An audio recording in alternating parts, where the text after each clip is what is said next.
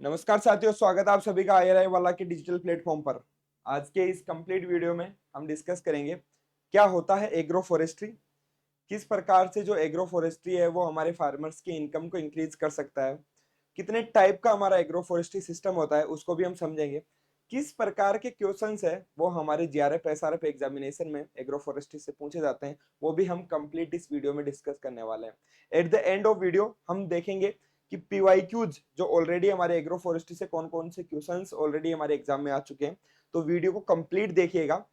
अगर आपको जल्दी देखना है, आपका दिमाग थोड़ा सा तेज चलता है, तो आप 1.5 या फिर 2x स्पीड पे आप इसको देख सकते हो। ओके, सो स्टार्ट करते हैं हम। सबसे पहले आप यहाँ पे फोटो देख रहे होंगे तो आपको तीन चीज यहाँ पे दिखाई दे रही होगी। एक तो क्या, कहाँ, एक तो गुरुजी हमें दिखाई दे रहा है क्या, एक तो पेड़ दिखाई दे रहे हैं बड़े बड़े, ठीक है। दूसरी चीज हमें दिखाई दे रही होगी कि यहाँ पे कुछ हमारी क्या लगी हुई है, कोई क्रॉप या फिर हम बोल सकते हैं ग्रास यहाँ पे लगी हुई है, ठीक है, बोले दो। और तीसरी चीज आपको दिखाई दे रही होगी लाइव स्टॉक, मतलब केटल, आपको गाय दिखाई दे रही है। मतलब हम ये बोल सकते हैं कि तीन जो कंपोनेंट है हमारे वो एक साथ आपको दिखाई दे रहे हैं, एक जगह पे दिखाई दे रहे हैं। बेटा यही एग्रो फॉरेस्ट्री है। सिंपल वर्ड्स में अगर मैं बोलूं, एग्रो फॉरेस्ट्री क्या होता है हमारा, एग्रो फॉरेस्ट्री हमारा वो एग्रीकल्चरल सिस्टम होता है, वो एग्रीकल्चरल सिस्टम होता है जिसके अंदर हम क्या करते हैं, जो हमारे पेरेनियल वुडी ट्री होते हैं, पेरेनियल वुडी ट्री, देखो मैं वर्ड यूज में दे रहा हूं, पेरेनियल, पेरेनियल मतलब जिनकी जो लाइफ साइकिल है वो मोर देन 2 इयर्स, 2 साल से ज्यादा हो, ठीक है, पेरेनियल वुडी ट्री। प्लस जो हमारी क्रॉप्स होती है, क्रॉप हो गई जो कि हम बोल सकते हैं जो एनुअल क्रॉप्स बोल सकते हैं, हम इनको एनुअल क्रॉप्स बोल सकते हैं, ठीक है। प्लस जो हमारा लाइव स्टॉक है, लाइव स्टॉक के अंदर केटल भी हो सकता है, आपका बफेलो भी हो सकता है, गोट भी हो सकती है, कुछ भी हो सकता है। जब हम इन तीनों को एक साथ इंटीग्रेट कर देते हैं, तीनों को क्या करते हैं हम, एक साथ इंटीग्रेट कर देते हैं, उसी को हम क्या बोलते हैं, एग्रो फॉरेस्ट्री बोलते हैं, ठीक है। बोले इसकी जरूरत क्या पड़ी, बोले जरूरत कहां पड़ी, ये तो एग्रो फॉरेस्ट्री सिस्टम हम आज से थोड़ी कर रहे हैं, हम तो बहुत पहले से कर रहे हैं। जब से हमारी एग्रीकल्चर स्टार्ट हुई थी हमें पता है पहले क्या होता था। हम जंगल होते थे, जंगलों को तो काट काट के हमने खेती करना स्टार्ट किया था। उन्हीं जंगल के अंदर क्या था, वहीं पे हमारी जो लाइव स्टॉक है वो भी मतलब अपना घास जो है वो चर के आ जाती, जो हम बोल सकते हैं, चाहे वो गाय हो या भैंस हो, ठीक है। वहीं पे हमारी घास उगती, ग्रास उगती, वहीं पे हमारी क्रॉप को हम ग्रो करते थे, ठीक है। हम उन्हीं पेड़ों को काट के या उन्हीं पेड़ों के बीच में क्या करते थे, खेती करते थे। तो मतलब सब कुछ एक इंटीग्रेटेड अप्रोच थी पहले। उसके बाद में हमने क्या किया, फिर हमने कर दिया जंगलों का सफाया करना कंप्लीट। हमने क्या किया कि जहां पे भी जो हमारी लैंड थी, मतलब जिसको हम बोल सकते हैं जहां पे हमारा फॉरेस्ट नहीं था या फिर फॉरेस्ट था, उसको डिस्ट्रॉय करके हम किस प्रकार से कट करके हमने क्या कर दिया, वहां पे मोनोकल्चर हमने स्टार्ट कर दिया। मोनोकल्चर मतलब केवल हम क्रॉप्स को ग्रो करने लगे। क्रॉप्स को ग्रो करने लगे तो हुआ क्या, बहुत सारी समस्याएं आने लगी। हम बोल सकते हैं कि एक ही एक क्रॉप को हम ग्रो कर रहे हैं तो लगातार पेस्ट और डिजीज के इंसिडेंस हमें वहां पे ज्यादा देखने को मिले। जो क्रॉप फेलियर है उसके चांसेस बढ़ गए, मतलब कभी भी अगर हमारा, हम देख रहे हैं कि आज क्लाइमेट चेंज की प्रॉब्लम आ रही है, एवरेंट वेदर कंडीशन, जिसकी वजह से क्या है, जो एक क्रॉप लगाई हमने वो तो क्या हो गई, डिस्ट्रॉय हो गई। अब उसकी वजह से क्या है, फार्मर तो नुकसान में चला गया ना, उसके पास तो कोई दूसरा ऑप्शन ही नहीं है। तो बोले कि यार ऐसा सिस्टम बनाओ, ऐसा सिस्टम बनाओ। बोले ऐसा सिस्टम तो बना हुआ था पहले ही, हम उस सिस्टम से वापस से मोनोकल्चर आए। और अब ये रियलाइजेशन हो रहा है कि यार नहीं, मोनोकल्चर से मतलब केवल हम अगर क्रॉप्स को ग्रो करेंगे तो उससे काम नहीं चलेगा। हमारे पास डाइवर्सिफाइड सोर्स ऑफ इनकम होने चाहिए। क्या होने चाहिए हमारे पास, डाइवर्सिफाइड सोर्स ऑफ इनकम होने चाहिए। तो उसके लिए क्या, फिर से हमारे जो ट्री है, हॉर्टिकल्चर ट्री भी हो सकते हैं या फिर हम बोल सकते हैं जो हमारे और पर्पज के लिए भी हम ट्री ग्रो करते हैं, सब कुछ हम समझेंगे कि क्या क्या पर्पज के लिए हम ट्री ग्रो कर सकते हैं। बोले उनको जो है हमारे फसल के साथ कंबाइन करो तो कुछ ना कुछ क्या मिलेगा, हमें फायदा मिलेगा। बोले इसी के साथ जो हमारी लाइव स्टॉक है उसको भी क्या करो, कंबाइन करो। इन तीनों को कंबाइन फॉर्म में हम क्या बोल देते हैं, एग्रो फॉरेस्ट्री सिस्टम बोल देते हैं। तो बोले कितने टाइप का होता है, अब हम समझेंगे जो हम ट्री लगा रहे हैं वो क्या क्या यूज में आ सकते हैं, मतलब इनका यूज क्या क्या है, ठीक है। अब हो सकता है जो हम ट्री सिलेक्ट कर रहे हैं हमारी नीड के अकॉर्डिंग होगा, वो तो फार्मर की नीड क्या है। हो सकता है किसी फार्मर को जो ट्री है वो अपने बाउंड्री के चारों तरफ लगाना है क्योंकि वो ऐसे एरिया में रहता है, उसका खेत ऐसे एरिया में है, वो लोकेशन एग्रोक्लाइमेटिक जोन ऐसा है, वहां पे जो है हमारी विंड बहुत तेज चलती है, मतलब जिसको हम क्या बोलते हैं, आंधी बोलते हैं ना, विंड स्ट्रॉम्स जो देखने को मिलते हैं वो वहां पे ज्यादा आते हैं। तो वहां पे उसका टारगेट होगा कि वो ऐसे ट्री को सिलेक्ट करेगा जो उसके बाउंड्री के चारों तरफ लगा सके। तो वो नीड के बेसिस पे जो है हम क्या क्या यूज में ले सकते हैं, मतलब क्या क्या यूज होता है ट्री का। तो सबसे पहला हम बोल सकते हैं जो हम ट्री ग्रो करेंगे वो किसके लिए कर सकते हैं, बाउंड्री प्लांटिंग के लिए कर सकते हैं। क्या क्या एग्रो फॉरेस्ट्री प्रैक्टिसेस करते हैं, जिसमें पहली है अपनी बाउंड्री। तो हमें नाम से ही पता चल रहा है, जिसके अंदर हम क्या करते हैं, जो हमारी बाउंड्री है, चाहे हम बोल सकते हैं खेत, ये खेत की चारों तरफ बाउंड्री है हमारी, तो उस मेड़ पे, जिसको मेड़ बोल देते हैं ना, या सीयू भी हम जिसको बोल देते हैं, उस मेड़ पे जो हम ट्रीज लगाते हैं उसको हम क्या बोलते हैं, बाउंड्री प्लांटेशन बोलते हैं। क्लियर। इसका क्या पर्पज होता है, क्यों, establishing tree along boundaries to prevent soil erosion, soil erosion को रोकने के लिए। कौन सा सॉइल इरोजन, अगर हमारी बहुत तेज अगर विंड आ रही है तो कहीं ना कहीं तो वो रोकने में मदद करेगी। एंड प्रोवाइड हैबिटेट, हैबिटेट हम बोल सकते हैं कि किसी चीज के लिए घर, किसके लिए घर, हम बोल सकते हैं कि वहां पे जो हमारे, क्योंकि बायोडाइवर्सिटी को भी हमें कंजर्व करना है, हमें हमारा ये भी, हम बोल सकते हैं कि हमारा ये भी पर्पज है खेती करने के साथ साथ कि हमारी जो बायोडाइवर्सिटी है वो बनी रहनी चाहिए। तो किसके लिए हैबिटेट प्रोवाइड करते हैं, हमारे बर्ड्स हो गए, बर्ड्स के लिए हैबिटेट प्रोवाइड करते हैं। जो हमारे बेनिफिशियल, जैसे कि अगर खेत के चारों तरफ क्या होंगे, पेड़ होंगे, तो वहां पे हो सकता है जो हमारी हनी बी है वो भी वहां पे आ जाए। अब हनी बी आएगी तो उससे क्या होगा, वो पोलिनेशन में हमारे ही तो खेत में मदद करेगी। तो वो हैबिटेट भी प्रोवाइड करते हैं जो बाउंड्री प्लांटेशन हम करते हैं। ठीक है। और क्या कर सकते हैं गुरुजी, और हम कर सकते हैं live fencing, live fences and hedges. ये क्या होता है, लाइव फेंसेज जैसे कि नाम से ही पता चल रहा है, एक तो होती है कि हम चारों तरफ खेत के क्या है, जाल लगाते हैं। जाल बोले लाइव नहीं होता है वो, उसको लाइव नहीं बोलते हैं। क्यों नहीं बोलते हैं, यहाँ पे हम प्लांट्स को यूज में ले रहे हैं, यहाँ पे ट्री को हम यूज में ले रहे हैं, इसको क्या बोल देंगे, उसको लाइव फेंसेस बोल देंगे। अदरवाइज हम क्या करते हैं, खेत के चारों तरफ क्या, तारबंदी करते हैं, ताकि कोई भी जो हमारा आवारा पशु है वो हमारी फसल को नुकसान ना पहुंचाए। बट तारबंदी की जगह हम क्या कर सकते हैं, हम वहां पे ट्री भी लगा सकते हैं, छोटे छोटे पेड़ लगा सकते हैं वहां पे, जिसको कि हम सब भी बोलते हैं, जो कि एक होता है ट्री हमारी कैटेगरी, एक होता है हमारा सब, जो कि क्या होता है, सेमी वुडी होता है। मतलब एक तो कंप्लीट जो वुडी हमारा होता है पेरेनियल, उसको तो हम बोल देते हैं क्या, ट्री। और जो सब होता है हमारा वो सेमी वुडी होता है, तो वो हम खेत के चारों तरफ ग्रो कर देते हैं, उसी को हम क्या बोलते हैं, लाइव फेंसेज बोलते हैं। Using shrubs and trees as living fences to protect crop and livestock. अब देखो, जो हमारी लाइव स्टॉक है उसको भी प्रोटेक्ट करना। लाइव स्टॉक को किससे प्रोटेक्ट करना, कि बाहर से कुछ भी ऐसा कोई जानवर ना आए जो हमारी लाइव स्टॉक को नुकसान पहुंचाए। तो इसके लिए हम लाइव फेंसेज क्या करते हैं, यूज में लेते हैं। तो ये दूसरा उपयोग हो गया। यहाँ पे आप देख भी सकते हो, इस प्रकार की जो छोटे छोटे, हम बोल सकते हैं छोटे छोटे पेड़ लगाते हैं इसके अंदर, बड़े बड़े नहीं लगाते बेटा, छोटे छोटे। क्योंकि हमें तो क्या है, जो हमारी जो नॉर्मल हाइट हम बोल सकते हैं कि जमीन से लेके 7-8 फीट तक हमें कवर करना होता है उसको, मतलब हमारी बाउंड्री को जो है 7-8 फीट तक लास्ट कवर कर सकते हैं, या 5-6 फीट तक। तो वहां पे हम सब, या फिर हम छोटे छोटे जो हमारे ट्री होते हैं वो यूज में लेते हैं। बोले और क्या यूज में ले सकते हैं, trees and subs for soil and water conservation. बोले ये क्या है sir, soil and water conservation, ये बेटा सबसे जरूरी चीज है अगर हम बात करें तो। आज अगर हम बात करते हैं सोइल, तो सोइल को तो हमें कंजर्व करना ही है। कंजर्व इन द सेंस कि जो इरोजन हो रहा है, हमारा जो लैंड हमारी डिग्रेड हो रही है, उसको किसी ना किसी प्रकार से जो है हमें रोकना है कि नुकसान ना हो। जो हमारी फर्टाइल टॉप सोइल है, जो फर्टाइल टॉप सोइल है, वो बह के, जब हमारा वाटर इरोजन होता है तो क्या होता है, जिसके अंदर सबसे पहले हमारा वाटर इरोजन में स्टेप क्या होती है, सबसे पहले स्प्लेश इरोजन होता है, उसके बाद में सीट इरोजन होता है। तो सीट इरोजन में क्या होता है, जो हमारी टॉप फर्टाइल सोइल है वो वास अवे, वो बहकर चली जाती है। तो उसको रोकने में मदद कैसे करेगा, कि जो हमारी ट्री है उसकी रूट्स क्या होती है, बहुत एंकरेज, मतलब सोइल को बहुत जकड़ के वो रखेगी, जिसकी वजह से वहां पे अगर बारिश होती है तो वो इरोजन नहीं होने देती है। एक तो ये फायदा हो गया। दूसरा क्या फायदा हो सकता है, हमें विंड इरोजन से प्रोटेक्ट करती है। कैसे, अभी हम बात करेंगे, जब हमारे विंड ब्रेक हो गए, हमारे शेल्टर बेल्ट जो हम यूज में लेते हैं, खेत के चारों तरफ अगर हमने पेड़ लगा दिए, एक लेयर हमने अगर लगा दी, तो उससे क्या होगा, हमारा अगर बहुत तेज हवा भी आ रही है तो हम हमारे खेत को बचा सकते हैं। ठीक है। वाटर को कैसे कंजर्व करने में मदद करेगा, वाटर को इस प्रकार से कंजर्व करने में मदद करेगा कि अगर हमारी रेनफॉल होती है तो होगा क्या, वो किसकी कैनोपी पे, जो हमारा ट्री है उसकी कैनोपी के कैनोपी पे आएगी, पहले वहां पे गिरेगी, और उसके बाद में धीरे धीरे जो है वो पानी क्या जाएगा, हमारे प्लांट की रूट तक जाएगा। तो वहां से हमारा क्या हो रहा है, वाटर का कंजर्वेशन भी हो रहा है। अदरवाइज क्या होता, हमारा पानी वो बहकर चला जाता, तो वो क्या हो रहा था, हमारा नुकसान ही हो रहा था। तो ये फायदे हैं, मतलब कुछ फायदे हमने डिस्कस किए, अभी और हम डिस्कस करेंगे और क्या क्या फायदे हो सकते हैं हमारे। ठीक है। नेक्स्ट हम बात करते हैं, जो सबसे इंपॉर्टेंट जो रोल है ना, वो यहाँ पे आता है हमारा किसके अंदर, जो विंड ब्रेक और शेल्टर बेल्ट। देखो दो अलग अलग कंसेप्ट है, दोनों को अच्छे से समझना।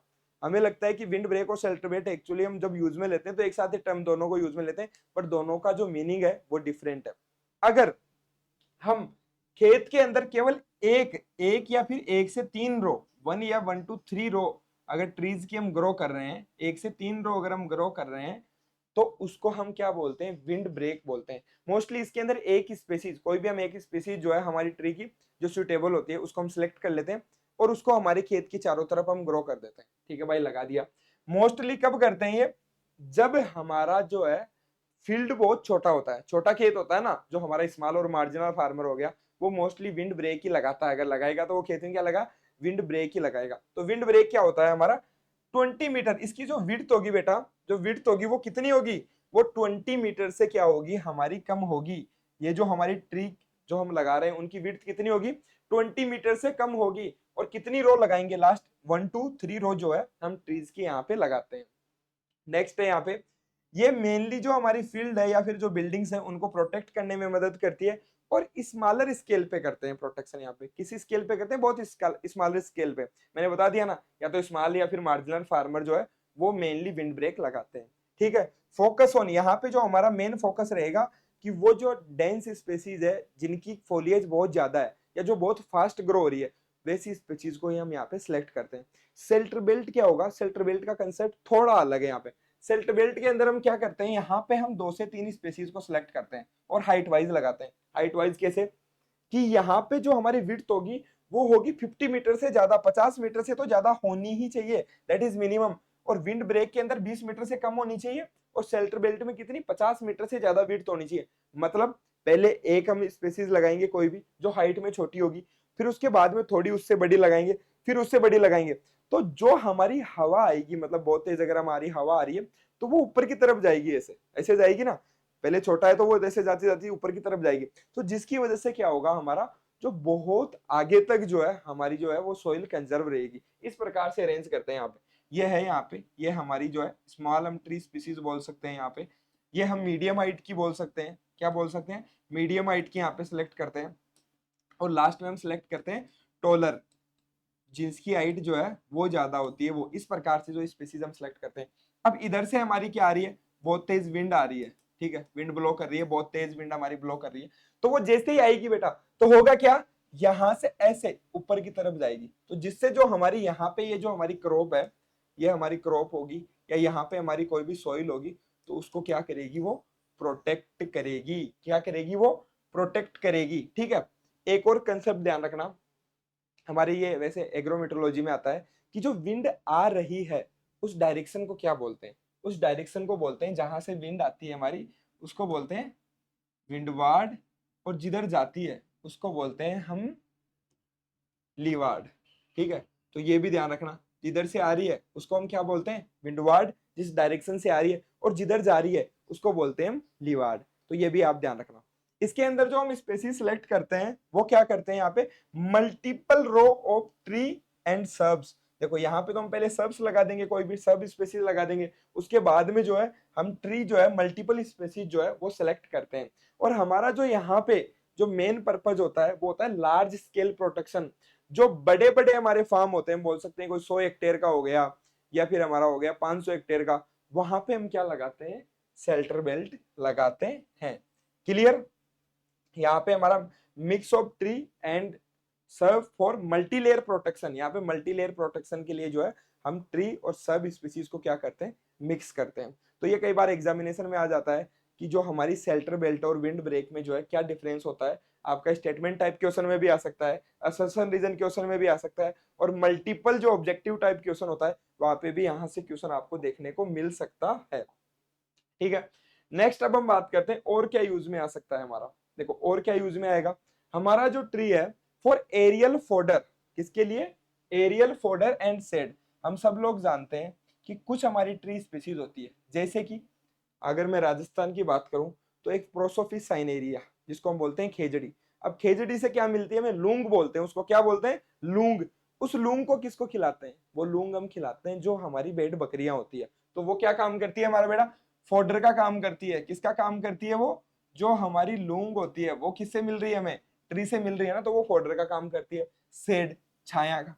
आपको पता है हम बोलते रहते हैं कि जो भी पेड़ लगाओ ताकि कम से कम कोई प्यासा या कहीं पे भी जो गर्मियों के टाइम पे अगर कोई मूवमेंट भी कर रहा है तो वो रेस्ट कर सकता है, तो कहाँ पे वो छाया वहां पे शेड का यूज में ले सकता है। ठीक है, उसके लिए भी अलग अलग स्पेसीज होती है। कुछ जो हमारे डेंस जो फोलिएज वाले होते हैं उनको हम मोस्टली जो है इस पर्पज के लिए यूज में लेते हैं। ठीक है, नेक्स्ट क्या यूज में आएगा हमारा, जो भी हम ट्री लगाएंगे वो हम क्या यूज में, उनका क्या और फायदा हो सकता है, sand dune stabilisation, very very important. हमें पता है कि जो वेस्टर्न राजस्थान है वहां पे किसकी दिक्कत है, जैसे ही अभी गर्मियों का सीजन चल रहा है तो हमारी बहुत तेज हवा चलेगी, तो जो सैंड ड्यून्स होते हैं, जो हमारे बड़े बड़े टीले होते हैं मिट्टी की, वो एक जगह से उठकर बेटा दूसरी जगह जाते हैं। क्या करते हैं वो, एक जगह से उठकर दूसरी जगह जाते हैं। तो उनको स्टेबलाइजेशन करने के लिए भी हम प्लांटिंग कर सकते हैं ट्रीज की। उससे क्या होगा, वो हमारी जो मिट्टी है उसको बहुत टाइटली वो होल्ड कर लेंगे, जो भी ट्री, क्योंकि जो हमारा कोई भी पेड़ होता है तो उसकी जो है जड़ें बहुत गहरी होती है। ठीक है, और वहां पे जहाँ पे भी पेड़ लगा होता है वो मिट्टी को टाइटली होल्ड करके रखता है, जिसकी वजह से क्या होता है हमारा वहां पे किसी भी प्रकार का जो है जो सैंड ड्यून्स जो होते हैं उसको मतलब एक जगह से मतलब दूसरी जगह या वहां पे उसको प्रिवेंट करने में वो मदद करता है। और इसके अलावा क्या यूज हो सकता है, उसके अलावा एपीकल्चर हम कर सकते हैं। एपीकल्चर जैसे कि हमने अभी बात की ना कि जो हनी बी है उसकी हम रेयरिंग कर सकते हैं। अगर हम ट्रीज होंगे तो हमारी हनीबी को वहाँ पे इजिली रेयरिंग वहाँ पे कर सकते हैं। उसके अलावा लेक इंसेक्ट जो होता है उसको कल्चर कर सकते हैं, उसको हम क्या कर सकते हैं वहां से, लेक जो है हमारा उसका प्रोडक्शन हम कर सकते हैं। सेरिकल्चर हम कर सकते हैं, सेरिकल्चर यानी कि जिससे हमें क्या मिलता है, जिससे हमें सिल्क वो मिलता है ना, वो भी हम क्या कर सकते हैं, कर सकते हैं। किससे, ट्रीज की हेल्प से। आपको पता है जो मलबेरी हमारा जो ट्री है उसको हम यूज में लेते हैं किसके लिए, जो सेरिकल्चर है उसके अंदर सिल्क प्रोडक्शन के लिए मलबेरी जो ट्री होता है जिसको हम सहतूत बोल देते हैं उसको यूज में लिया जाता है। तो ऐसे कई यूज है, ये तो मैंने कुछ यहाँ पे मेंशन किए हैं कि ये जो है हमें फायदा हो सकता है ट्री का। इसके अलावा भी बहुत सारे फायदे जो है हमें ट्री से देखने को मिलते हैं। ठीक है, क्योंकि आप जानते हो कि अगर जो फैमिली जो फार्मिंग कम्युनिटी से बिलोंग करता है उसको पता है कि जो हम अगर हमारे खेत के अंदर अगर कोई भी 2 या 4 हमारे पेड़ है तो हम उसके नीचे जो हमारी लाइव स्टॉक है उसको भी हम गर्मियों में या फिर वहां पे जो है छाया के अंदर हम उसको मतलब रेयर करते हैं, तो वो भी क्या एक बेनिफिट है। उसके अलावा लास्ट है हमारा tree for land reclamation. Land reclamation में भी कई बार हम कुछ ट्रीज को यूज में लेते हैं। जैसे कि हम जानते हैं बायो ड्रेनेज, एक आपने नाम सुना होगा बायो ड्रेनेज।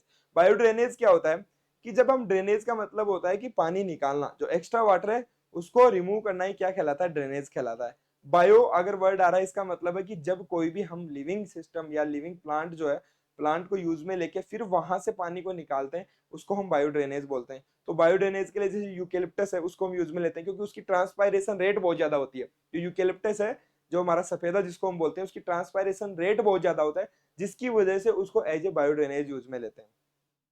और भी कुछ हमारे जैसे कि प्रोसोपिस हो गया, अकेसिया हो गए, इनको भी हम यूज में लेते हैं जो हमारे कुछ जो प्रॉब्लमेटिक सोइल है उनके रिक्लेमेशन के लिए भी। तो इस प्रकार से जो हमारी बंजर जमीन हो चुकी है वहां पे हम जो नाइट्रोजन फिक्स करने वाले जो लेग्यूमिनस ट्री स्पीसीज है हमारी उनको हम वहां पे ग्रो कर सकते हैं। तो वहां पे नाइट्रोजन फिक्सेशन करेगी तो हमारी सोइल की क्या होगी, फर्टिलिटी इंक्रीज होगी। तो लैंड रिक्लेमेशन में भी हमारे ट्री जो है वो हेल्प करते हैं। ये मेजर मेजर जो है हम बोल सकते हैं मोटे मोटे तौर पर ये इनके फायदे हैं। यहाँ से किसी भी प्रकार का क्वेश्चन नहीं आएगा, ये जस्ट आपकी बेसिक अंडरस्टैंडिंग के लिए कि हमारे ट्री का क्या क्या यूज है। इसके अलावा भी और भी बहुत सारे यूज हो सकते हैं। ठीक है, अब आते हैं मेन बात पे।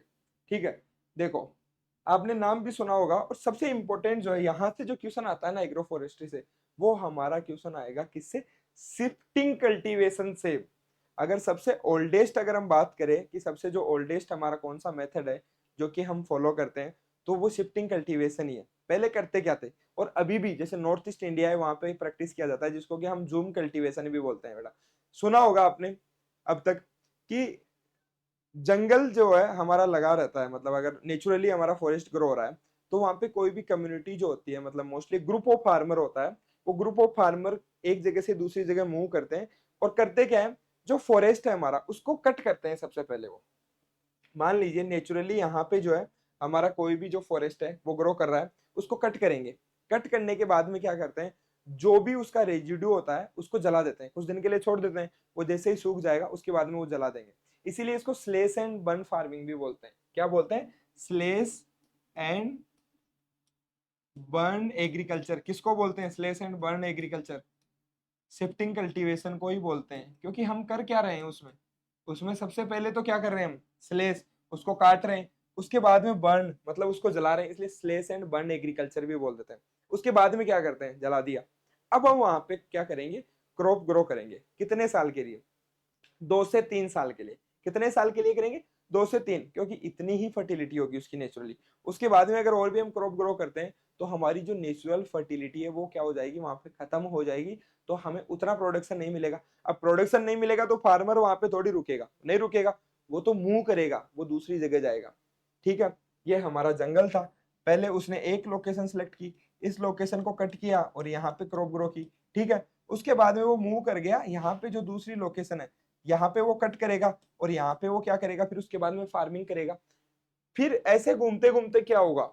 वापिस से जब हमारी कितना, हम बोल सकते हैं अगर उसने क्रॉप लगा ली, यहाँ पे हम देख सकते हैं अगर उसने फूड क्रॉप जो है वो 2 से 3 साल के लिए लगा ली, 2 से 3 साल के लिए लगा ली, उसके बाद में 3 साल के बाद में वो 7 से 8 साल बोल सकते हैं, 7 से 8 साल का वो गैप देता है। 7 से 8 साल में फिर से फॉरेस्ट फैलो, मतलब वापिस से जो है फॉरेस्ट को एस्टेब्लिश होने का टाइम देता है 7 से 8 साल के। फिर से फॉरेस्ट एस्टेब्लिश होगा, फिर से वहां पे जो फर्टिलिटी हमारी इंक्रीज होगी। फार्मर क्या करेगा? 7 से 8 साल के बाद में, 7 to 8 ईयर्स के बाद में फार्मर हमारा वापिस से क्या होगा? रिटर्न बैक, वापिस से जाके वहीं पे हमारा वापिस से उस जंगल को कट करेगा और वहां पे हमारी फूड क्रॉप ग्रो करेगा। कितने साल के लिए? वही 2 से 3 साल। 2 से 3 साल के लिए फिर हमारी फूड क्रॉप को ग्रो करेगा। उसके बाद में वापिस से उस जगह को छोड़ देगा और वापिस से यहाँ पे दूसरी जगह पे चला जाएगा वो, और दूसरी जगह को सिलेक्ट करके वो सेम प्रोसेस करता है। इसी को हम बोलते हैं शिफ्टिंग कल्टीवेशन। इसी को हम क्या बोलते हैं? शिफ्टिंग कल्टीवेशन बोलते हैं। अब हो क्या रहा है? एक इंपॉर्टेंट चीज है, ये सब चल रहा था, ठीक है, आराम से चल रहा था, लेकिन हुआ क्या? धीरे धीरे आपको पता है पॉपुलेशन हमारी इंक्रीज होने लगी। अब पॉपुलेशन इंक्रीज होगी तो जंगल का तो खात्मा होगा ना। मतलब जो नंबर ऑफ पॉपुलेशन, अगर पॉपुलेशन हमारी इंक्रीज हो रही है तो पॉपुलेशन के इंक्रीज होने से क्या होगा? हमें ज्यादा फूड की रिक्वायरमेंट होगी। ज्यादा फूड की रिक्वायरमेंट होने की वजह से जो ये 7 से 8 साल का जो बेटा गैप था ना, ठीक है, जो 7 से 8 साल का जो गैप था, हम देते थे कि 7 से 8 साल में हमारी फर्टिलिटी रिस्टोर हो जाती थी वापिस से, तो वापिस से हम आके कर लेते थे, कोई दिक्कत नहीं होती। अब वो गैप जो है वो हमारा रिड्यूस होके 4 से 5 साल हो गया। कितना हो गया? 4 to 5 ईयर हो गया हमारा। इसकी वजह से क्या हो रहा है? 4 to 5 ईयर होने की वजह से क्या हो रहा है? अभी हमारा जो स्लेश एंड बर्न, जो हमारा जो ये शिफ्टिंग कल्टीवेशन है, वो अब सस्टेनेबल नहीं रहा। क्यों? क्योंकि हम 4 से 5 साल में आ जाएंगे तो ना वहां पे फर्टिलिटी रिस्टोर होगी, वापिस से हम वहां पे खेती करना चाहेंगे, हमें उतना प्रोडक्शन नहीं मिलेगा, तो अनसस्टेनेबल हो गया। अभी उतना जो है हम नहीं बोल सकते कि ये मेथड जो है सस्टेनेबल है।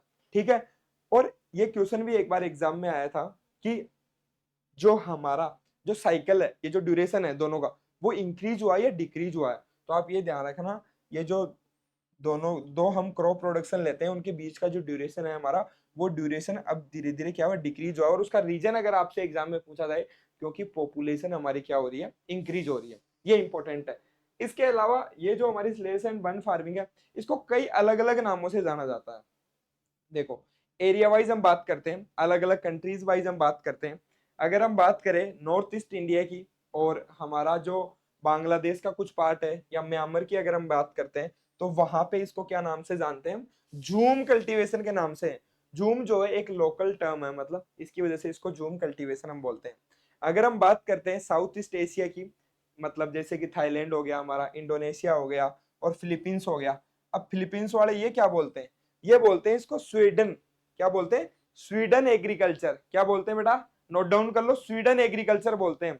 उसके अलावा इसको स्लेश एंड बर्न फार्मिंग कहाँ पे बोला जाता है? इंडिया में भी इसको slash and burn farming agriculture बोलते हैं। और बस जो बुश फेलो है, बुश फेलो भी इसको बोला जाता है, वो कहाँ पे बोलते हैं?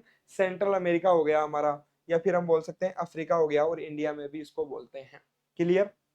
नेक्स्ट है हमारा milpa. Very very important, very very important है कि इसको मिल्पा कहाँ पे बोलते हैं?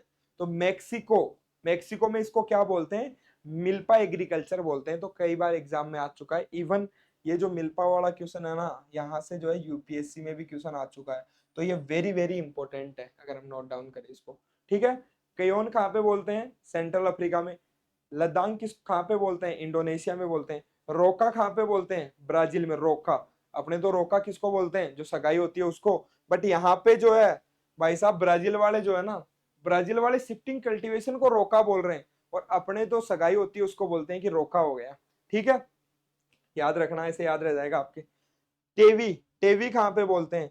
जो हमारा मेडागास्कर है, मेडागास्कर, हाँ वही मेडागास्कर, जहां से आपका क्या, सिस्टम ऑफ राइस इंटेंसिफिकेशन, जो एसआरआई जो है हमारा राइस के अंदर, वो भी कहाँ से आया था? मेडागास्कर से आया था। ठीक है, वो किसने दिया था? एसआरआई किसने दिया था, ये आप बताना। सिस्टम ऑफ राइस इंटेंसिफिकेशन है, ये इंपॉर्टेंट है। वो सबसे पहले किसने दिया था? मैं ईयर आपको बता देता हूँ, 1980 में दिया था। उन साइंटिस्ट का क्या नाम था? और मेडागास्कर से ही आया था वो हमारा एसआरआई जो सिस्टम है, और वो दिया किसने था? ये आप जरूर कमेंट सेक्शन में लिखना। अभी लिख दो, आप बाद में भूल जाओगे। ठीक है, तो ये इंपॉर्टेंट क्यों है? ठीक है, ये इंपॉर्टेंट इसलिए कि एग्जाम में यहां से क्वेश्चन आ सकता है। क्या क्वेश्चन आएगा? मैच द फॉलोइंग आ सकता है, कि जो है कौन सी कंट्री में क्या नाम से जाना जाता है, ये आ सकता है आपका। ठीक है, तो ये सभी नाम आप जरूर याद रख लेना। या फिर ऐसा भी क्वेश्चन आ सकता है कि जो हमारा शिफ्टिंग कल्टीवेशन है उसको क्या क्या नाम से जानते हैं, और उसमें और भी दो चार अलग नाम दे सकता है, और उसमें चूज कराने के लिए मैं बोल सकता है कि क्या क्या नाम से जानते हैं। तो ये नाम जो है सभी आपको पता होनी चाहिए with country name. Clear? It's a very very important. एक और चीज यहाँ पे मैंने लिखा है, शिफ्टिंग कल्टीवेशन को लैंड रोटेशन। देखो लैंड रोटेशन क्यों मेंशन किया है? एक तो क्रॉप रोटेशन होता है हमारा, क्रॉप रोटेशन में हम सेम लैंड पे, क्रॉप रोटेशन में क्या होता है, हमारी लैंड सेम होती है। लैंड क्या होगी हमारी? सेम होगी। सेम जमीन पे हम क्या करते हैं? अलग अलग क्रॉप्स को ग्रो करते हैं। वहां पे क्रॉप जो है वो हमारी रोटेट होती है, इसलिए इसको बोलते हैं क्रॉप रोटेशन। यहाँ पे हम क्या बात कर रहे हैं? यहाँ पे हम सेम क्रॉप को अलग अलग जो अलग अलग जगह जाकर, तो यहाँ पे जो हमारी लैंड है उसको हम रोटेट कर रहे हैं, इसलिए इसको लैंड रोटेशन भी बोल दिया जाता है। तो अगर स्टेटमेंट आ जाए shifting cultivation is also known as land rotation, तो स्टेटमेंट क्या होगा हमारा? बिल्कुल करेक्ट होगा, घबराना नहीं है बेटा। ठीक है, बात करते हैं नेक्स्ट सिस्टम की। Very very important, very very important. ये तो जो हमारा नाम है, मतलब हुआ क्या था, ये जो टोंगिया जो सिस्टम है वो हमारा आया था कौन सी कंट्री से? जो बर्मा, जो हमारा कंट्री है, म्यांमार में हम बोल सकते हैं बर्मा है, वहां पे 1980s के अराउंड आया था। देखो वहां पे क्या गवर्नमेंट एक पॉलिसी लेके आती है, गवर्नमेंट पॉलिसी लाती है कि यार हमारी जो खाली जमीन है ना वो बंजर होती जा रही है, वहां पे कुछ है भी नहीं, कुछ ग्रो भी नहीं कर रहे हैं हम, तो वो फालतू और ज्यादा खराब हो रही है। तो इससे अच्छा है कि यार वहां पे कुछ प्लांटेशन कर देते हैं। तो उस प्लांटेशन को करने के लिए वहां की गवर्नमेंट एक स्कीम निकालती है कि ये जो हमारी जो जमीन है, जो हमारी गवर्नमेंट की लैंड है, उसको हम क्या करेंगे? उसको हम फार्मर्स को 2-3 साल के लिए क्या देंगे? 2-3 साल के लिए हम बोल सकते हैं लीज पे दे दिया। लीज पे दे दिया और बोला कि जाओ तुम इसमें 2-3 साल खेती भी कर लो, जो आपका प्रोडक्शन हो वो आपका। ठीक है, ये जमीन आपकी परमानेंट नहीं होगी, बट 2-3 साल के लिए आप खेती कर सकते हो। और खेती करने के साथ साथ उनको इंस्ट्रक्ट किया गया कि आप वहां पे फॉरेस्ट का एस्टेब्लिशमेंट करोगे। क्या करोगे? आप वहां पे फॉरेस्ट का एस्टेब्लिशमेंट करोगे साथ साथ। मतलब कि जो हमारे फॉरेस्ट ट्री है, मतलब जो ट्री है प्लस जो हमारी क्रॉप है, दोनों को साथ ग्रो किया जाता है। यहाँ पे इसमें टोंगिया सिस्टम में क्या साथ ग्रो करते थे? बोले फिर क्या हुआ? फिर क्या, 2 से 3 साल में जब हमारे पेड़ बड़े बड़े हो जाते थे, जो हमारे ट्री हम बोल सकते हैं पेरेनियल जो ट्री वो लगाते थे, जब वो बड़े हो जाते 2-3 साल बाद में, वो कैनोपी कवर कर लेते हैं। मतलब उसके बाद में नीचे हमारी जो शेड है, मतलब हम बोल सकते हैं कि सनलाइट नहीं पहुंच पाती, तो वहां पे क्या खेती करना पॉसिबल है? वहां पे बिल्कुल पॉसिबल नहीं होता। तो फिर वो वहां पे छोड़ देते और दूसरी जगह चले जाते हैं। देखो क्या करते हैं इसमें, यहाँ पे हम देख सकते हैं, इसके अंदर इमेज से भी हम समझ सकते हैं, ये है हमारी क्रॉप, वो क्रॉप ग्रो कर लेते हैं। ठीक है, क्रॉप ग्रो कर लिया। और ये क्या है हमारी, यहाँ पे उन्होंने ट्री एस्टेब्लिशमेंट कर दिया 3 साल के लिए। ठीक है, स्टार्टिंग में तो 3 साल तो हम क्या है क्रॉप को ग्रो कर सकते हैं, उसके बाद नहीं करते। फिर हम नेक्स्ट जो है हम बोल सकते हैं 7 से 8 साल के लिए भी वो फॉरेस्ट अच्छे से एस्टेब्लिश हो गया, सब कुछ ठीक है। उसके बाद में क्या होगा? उसके बाद में वापिस से वहां पे क्या होगा, क्योंकि ये जो ट्रीज है उसकी एज भी कितनी होगी, मतलब हम ऐसे बोल सकते हैं कि ऐसे ट्री वो लगाएंगे कि उसके बाद में यहाँ पे वो बोल सकते हैं कि उनका जो फोलिएज है उसको कट कर देंगे या किसी भी प्रकार से फिर से वो 2-3 साल के लिए खेती करते हैं, फिर से 2-3 साल के लिए खेती करते हैं, और फिर से वो हमारा हम बोल सकते हैं कि नया फॉरेस्ट का वहां पे एस्टेब्लिशमेंट होता है, और फिर से वो सेम प्रैक्टिस फॉलो करते हैं। इसी को हम बोलते हैं, क्या बोलते हैं? टोंगिया सिस्टम बोलते हैं। क्या बोलते हैं? टोंगिया सिस्टम। देखो इसमें एक लाइन बहुत इंपॉर्टेंट है कि they are allowed to plant food crop while the tree are young. जब ट्री हमारे यंग होते हैं उस टाइम पे जो है उनको अलाउ किया जाता है कि वो फूड क्रॉप्स को जो है वो ग्रो कर ले। और कितने दिन के लिए करते हैं? Farmers can cultivate food crop for 1 to 3 years while the tree are growing. ये इंपॉर्टेंट है, while the tree are growing मतलब ट्री फॉरेस्ट का एस्टेब्लिशमेंट और हमारी क्रॉप को वो साथ में ग्रो करते हैं। ये वेरी वेरी इंपॉर्टेंट लाइन है, डायरेक्ट यही लाइन आती है और एग्जाम में पूछा जाता है कि उस सिस्टम को हम क्या बोलते हैं, उस एग्रो फॉरेस्ट्री सिस्टम को क्या बोलते हैं, तो उसको हम बोलते हैं तोंग्या सिस्टम। ओके, नेक्स्ट हम बात करते हैं और किस प्रकार से हम हमारे जो ट्रीज है उनको हम कैसे ग्रो कर सकते हैं। और हम ग्रो कर सकते हैं, हमने पहले ही बात की थी, हम कर सकते हैं border tree planting. Border tree मतलब यहाँ पे हम बोल सकते हैं कि चारों तरफ हमारे खेत के क्या करेंगे, हम खेत के चारों तरफ जो है प्लांटेशन हम कर लेंगे और बीच में क्या करेंगे, हमारी क्रॉप्स को ग्रो करेंगे। बीच में क्या करेंगे, हमारी क्रॉप को ग्रो करेंगे। यहाँ पे हमारी क्रॉप है, आसानी से हम ग्रो कर सकते हैं आराम से, ये तो बहुत ईजी है। और खेत के चारों तरफ क्या लगा दिया हमने, खेत के चारों तरफ हो सकता है कि जो हमारे ट्री लगाए उसका क्या पर्पज हो सकता है, लाइव फेंसेस का पर्पज हो सकता है, विंड ब्रेक का पर्पज हो सकता है वहां पे। जो हम अब कैसे ट्री को हम सिलेक्ट करेंगे, कोशिश हमें ज्यादा से ज्यादा करनी है कि हम ऐसे प्लांटेशन, ऐसे ट्रीज का प्लांटेशन करें जिससे हमें ग्रीन मेन्योर मिले। ग्रीन मेन्योर आप सब लोग जानते हैं, दो प्रकार का ग्रीन मेन्योरिंग होती है हमारी, एक इन सिटू ग्रीन मेन्योरिंग, एक एक्स सिटू ग्रीन मेन्योरिंग। बोले ये क्या होती है? इन सिटू एक्स सिटू। इन सिटू का मतलब हो गया जिसमें हम सेसबेनिया और डेचा है उनको हम ग्रो करते हैं और हमारी इन सिटू मतलब वहीं पे जिस लैंड में हमें ग्रीन मेन्योर अप्लाई करना होता है वहीं पे उनको ग्रो करते हैं और वहीं पे हम उनको इनकॉर्पोरेट कर देते हैं। इनकॉर्पोरेट कर देते हैं मतलब इन सिटू हो गया। एक्स सिटू ग्रीन मेन्योरिंग क्या होता है, जिसके अंदर जो हमारे लेग्यूमिनस ट्रीज होते हैं, मेनली लेग्यूमिनस जो ट्री होते हैं उनकी जो फोलिएज होती है उसको कलेक्ट किया जाता है और फिर बाहर से लाके हमारे खेत में हम अप्लाई करते हैं, उसको बोलते हैं हम एक्स सिटू। क्या बोलते हैं? Ex situ green manuring. Mainly इसके अंदर जो ग्लिरिसीडिया जो हमारा प्लांट होता है, मेनली उसके लीव्स को यूज में लिया जाता है। ग्लिरिसीडिया बहुत ज्यादा फेमस। उसके अलावा भी हम अभी पूरी लिस्ट देखेंगे कि कौन कौन से जो ट्रीज है हमारे जो कि ज्यादा फेमस है उसके अंदर। ठीक है, और लास्ट जो हमारा टाइप है एग्रो फॉरेस्ट्री सिस्टम का वो है एले cropping. Very very important, very very important. Examination में पता नहीं कितनी बार जो है यहाँ से क्वेश्चन आ चुका है।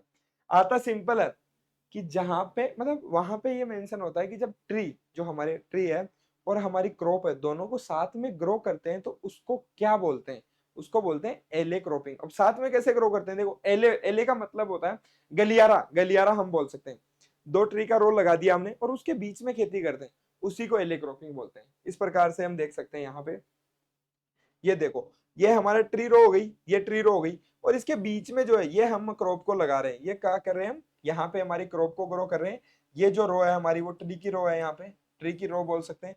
ये जो है वो भी हमारी ट्री की रो है और उसके बीच में हम खेती करते हैं, उसी को हम क्या बोल देते हैं, एले क्रॉपिंग बोलते हैं। क्लियर? एक होती है हमारी एले क्रॉपिंग में अल्टरनेट स्ट्रिप प्लांटिंग। अब मेनली जो हमारा जहाँ पे थोड़ा स्लोपी लैंड होती है वहां पे हम करते हैं अल्टरनेट स्ट्रिप प्लांटिंग। यहाँ पे तो हम क्या करेंगे, केवल एक रो हम ट्री की लगाएंगे, उसके बीच में हम क्या करेंगे, क्रॉप को ग्रो करेंगे। अल्टरनेट स्ट्रिप प्लांटिंग में हम क्या करते हैं कि 3 स्ट्रिप मतलब 3 रो हमने किसकी लगा दी, ट्री की लगा दी, फिर क्रॉप ग्रो करेंगे, फिर हम ट्री की 3 स्ट्रिप लगाएंगे। ऐसा क्यों करते हैं? ताकि इरोजन से बचाने के लिए, इरोजन को रिड्यूस करने के लिए। यहाँ पे क्या होगा, 3 स्ट्रिप हम लगा देंगे ना हम ट्री की, तो उससे क्या होगा, हमारा इरोजन क्या होगा, लेस होगा। वो अच्छे से सोइल को बाइंड कर लेंगे तो वहां पे जो है हमें किसी प्रकार का नुकसान, मिट्टी का जो है सोइल का लॉस नहीं देखने को मिलेगा। उसको बोलते हैं अल्टरनेट स्ट्रिप प्लांटिंग। क्लियर? तो ये हमारे मेजर मेजर टाइप थे एग्रो फॉरेस्ट्री सिस्टम के। होप सो आप सभी लोगों के क्लियर होंगे। उसके अलावा अब हम जो बात कर रहे थे कि कौन कौन से जो है, अब हाँ टर्मिनोलॉजी जहां से क्वेश्चन आता है, अब हम बात करेंगे जहां से हमारा क्वेश्चन आता है एग्जाम के अंदर। क्वेश्चन कहां से आता है? टर्मिनोलॉजी से आता है। अब हमने बात की हम ट्री को भी वहां पे इनकॉर्पोरेट कर सकते हैं, वहां पे हमारी क्रॉप्स को भी इनकॉर्पोरेट कर सकते हैं, क्रॉप्स को भी कर सकते हैं। तो जब भी हम क्रॉप को इनकॉर्पोरेट करेंगे तो वहां पे एक टर्म यूज में लेते हैं इसमें, एग्री। क्या यूज में लेते हैं? एग्री। ये नोमेनक्लेचर है इनका, हम बोल सकते हैं वहां पे हम एग्री बोलेंगे इसको। ठीक है, अगर फॉरेस्ट्री, अगर हम फॉरेस्ट ट्री को ग्रो कर रहे हैं तो उसके लिए एक टर्म यूज में लिया जाता है, बेटा अच्छे से याद कर लो, ये सबसे इंपॉर्टेंट है। उसको बोलते हैं सिल्वी। अगर सिल्वी अगर वर्ड आ रहा है इसका मतलब है कि हम उस सिस्टम के अंदर क्या कर रहे हैं, सिल्वी मतलब वहां पे हम जो हमारा ट्री है, फॉरेस्ट ट्री, कौन सा ट्री, फॉरेस्ट ट्री बोल सकते हैं हम इसको। फॉरेस्ट ट्री जो है हम वहां पे इंक्लूड कर रहे हैं। अगर हॉर्टिकल्चर प्लांट ले रहे हैं वहां पे, हॉर्टिकल्चर का ट्री ले रहे हैं वहां पे, ठीक है, हॉर्टिकल्चर का पेड़, चाहे मैंगो हो गया या सिट्रस हो गया कुछ भी, तो वहां पे हम लिखेंगे उसको हॉर्टी से इंक्लूड करेंगे। ठीक है, क्लियर।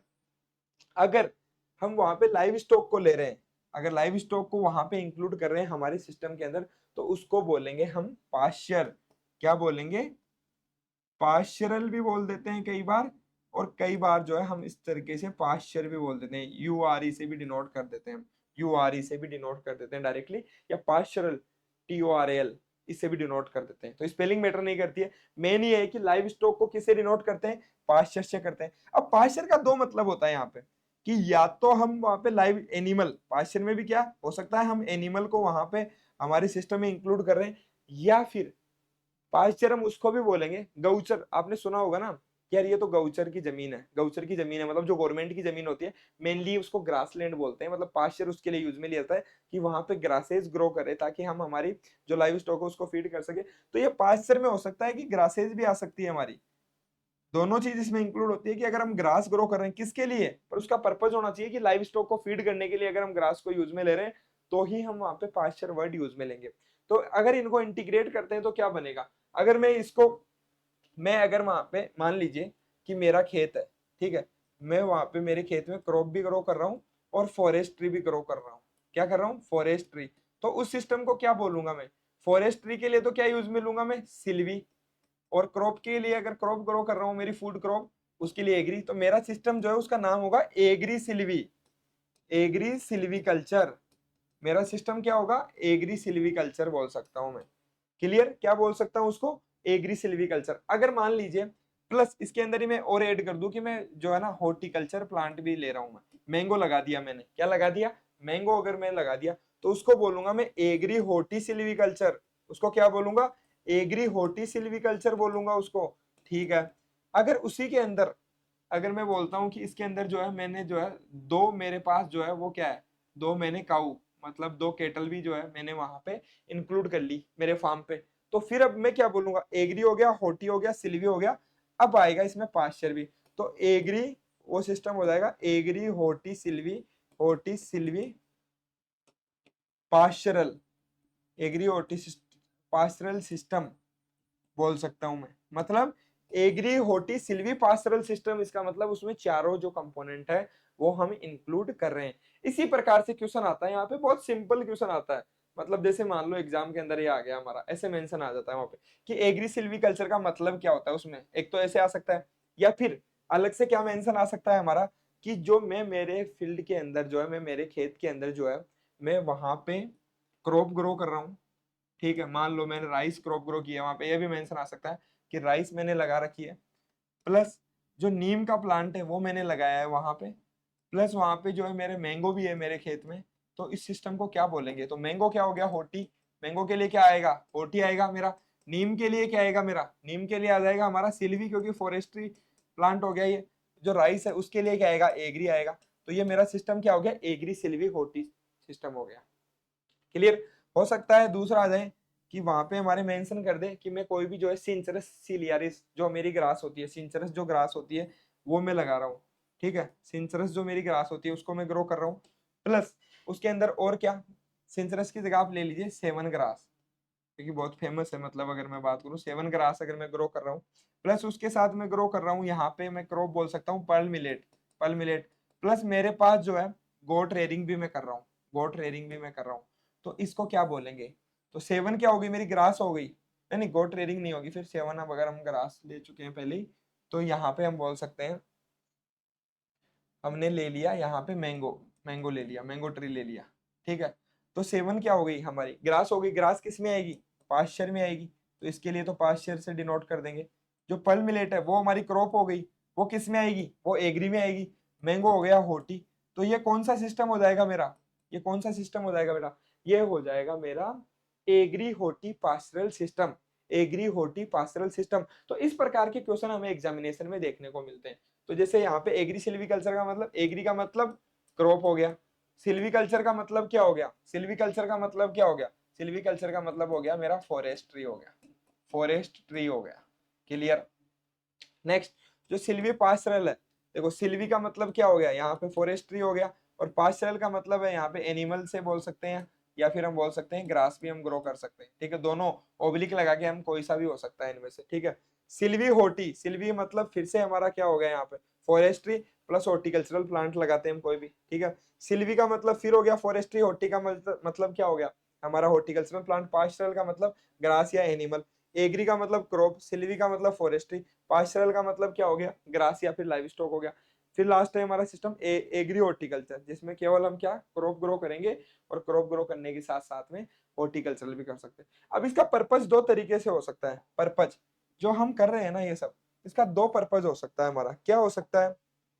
एक तो हमारा जो है पहला जो पर्पज होगा वो तो क्या होगा, फर्स्ट पर्पज तो क्या हो सकता है मेरा, कि मैं केवल जो लगा रहा हूँ ये सिस्टम, वो सबसिस्टेंस के लिए लगा सकता हूँ। सबसिस्टेंस, सबसिस्टेंस का मतलब क्या हो गया, कि मेरे को केवल इसलिए लगाना है कि मैंने दो घर पे हम लगा लेते हैं ना, कि दो नींबू के पेड़ लगा लिए, एक आम का पेड़ लगा लिया, केवल घर के कंजप्शन के लिए, या फिर जो पड़ोसी हैं उनको देने के लिए, या फिर अपने रिश्तेदारों तक पहुंचाने के लिए हमने लगा लिया, तो वो हो गया हमारा सबसिस्टेंस टाइप सिस्टम हो गया। दूसरा, कॉमर्शियल लेवल पे भी हम कर सकते हैं, जो कि बहुत जरूरी है। कॉमर्शियल लेवल पे कैसे कर सकते हैं, जो भी मैंने ये सिस्टम बताया ना, इनको अगर हम इनकॉर्पोरेट करेंगे तो इससे क्या हो सकता है, हाई इनकम जनरेट कर सकते हैं। कैसे बेटा, जो हमारा फॉरेस्ट्री,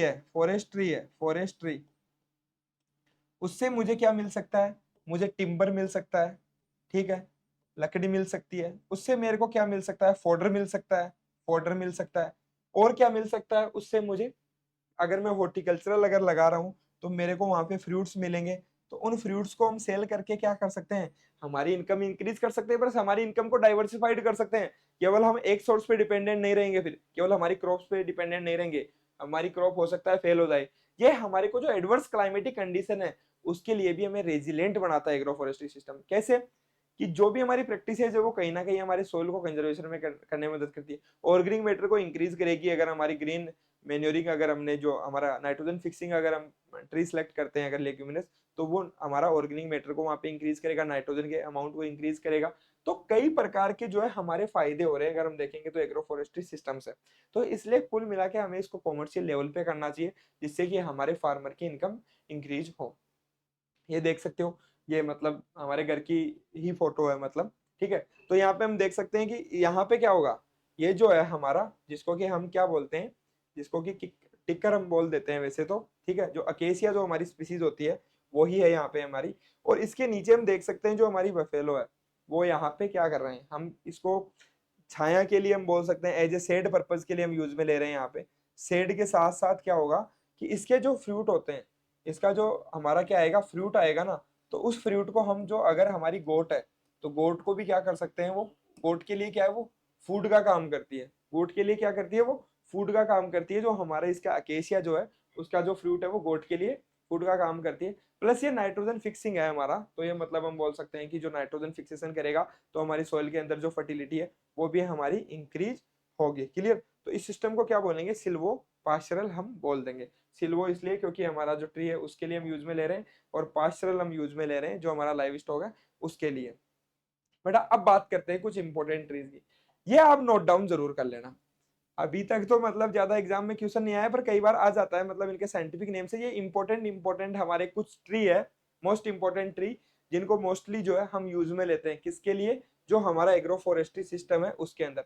टिम्बर पर्पज के लिए कौन कौन से ट्री है मेरे पास, शीशम सबसे बेस्ट, शीशम, शीशम, क्योंकि शीशम इसलिए बेस्ट चॉइस है हमारी। आप देखे होंगे खेत के चारों तरफ मेनली शीशम देखने को मिलता है नॉर्थ इंडिया में। उसका रीजन ये है, डलबर्जिया शीशो इसका नाम होता है, क्योंकि इसका जो हमारा, हम बोल सकते हैं जो फर्नीचर जो बनाते हैं, अगर हम शीशम की लकड़ी को अगर यूज में लेके जो अगर बनाएंगे तो वो बहुत ड्यूरेबल होता है, लॉन्ग टर्म के लिए वो अच्छा माना जाता है, प्रीमियम क्वालिटी का।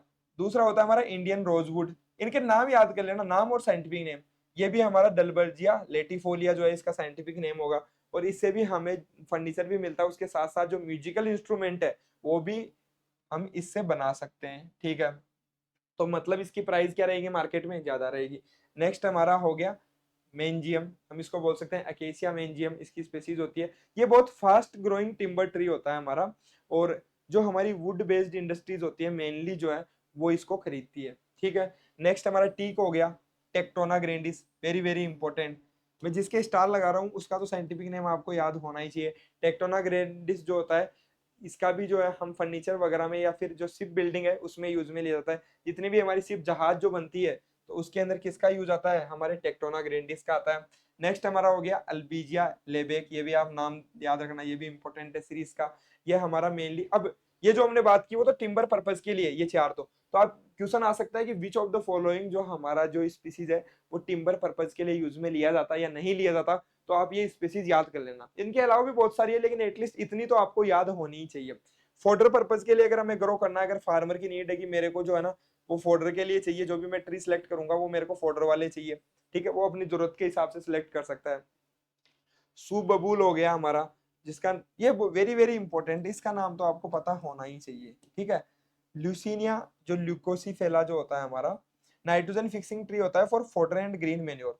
और आपने अगर रेडियन रेडी बुक पढ़ी है तो उसमें देखा होगा बहुत बार इसका नाम आता है, जो ल्यूकेनिया ल्यूसीफेला है, ये हमारा जो नाइट्रोजन फिक्सेशन करता है, इसलिए ये बहुत ही एग्रो फॉरेस्ट्री के लिए बहुत ही इंपॉर्टेंट ट्री बोल सकता हूँ मैं इसको, इसका नाम पता होना चाहिए। प्रोसोफिस, अगर मैं बात करूं, अगर हमारे मोस्टली राजस्थान की बात करूं तो ये हम वरदान बोल सकते हैं प्रोसोफिस जूलीफ्लोरा को, जिसको कि खेजड़ी हम बोलते हैं। और ये हमारी इतनी ड्रॉट टॉलरेंट है कि इतनी हर्ष कंडीशन में, आप मानोगे नहीं, जो हमारा बाड़मेर है जहाँ पे, जैसलमेर है जहाँ पे बारिश नहीं होती है, बहुत कम पानी है, उस कंडीशन के अंदर भी हम इसको देख सकते हैं, ड्रॉट टॉलरेंट है हमारा। उसके अलावा जो हमारी इसकी सोइल फर्टिलिटी को भी इम्प्रूव करने में ये हमारी मदद करता है, ठीक है। तो ये तीन जो हो गए वो सोइल की हेल्थ के लिए इंपॉर्टेंट है, और उसके साथ साथ फोडर भी हमें मिलता है।